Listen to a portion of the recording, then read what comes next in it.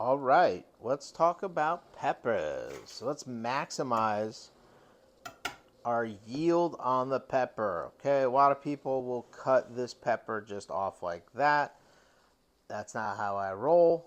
I think the best way to do a pepper to get your best yield is taking your knife right there, cutting around the core where you're not going to lose a ton of flesh. Okay, and then I come on the other side. This piece right here in the center, it's kind of the star here. Same thing, I like to slide my knife in there. Don't be afraid to slide your knife in there and just spin as you go.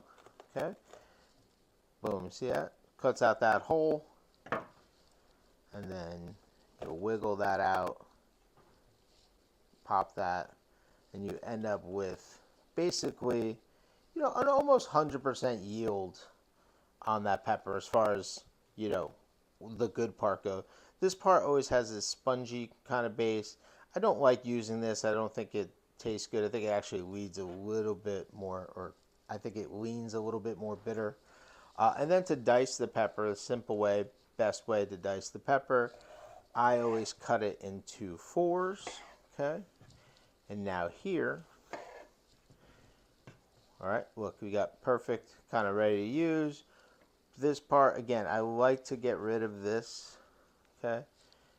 But we're not getting rid of any of the good flesh. Okay, same thing here. Sometimes the heart comes in a little deeper, right? So you just gotta just make sure you get all that. It's easier to do this, and again, you're not sacrificing much meat. Get those seeds out. If you get some seeds, don't worry about it. Not the end of the world.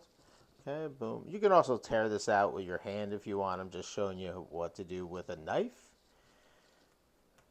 Okay, just like that. And then to dice the pepper, for something like gumbo or anything like that, I like skin side down, personally. I think it leans a little bit easier to cut when it's skin side down because the skin is against the board. Okay, so just nice julienne like that. This cut, I always come on an angle slightly just to try to keep it all the same size. And then just like that. Okay,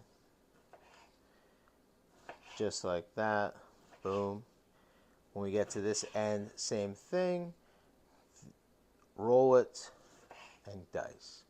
Okay, so you end up with really pretty even pieces, especially if you're doing just a dice for, mirepoix, and that's it. Okay, and just repeat the steps of the rest, and you're good to go.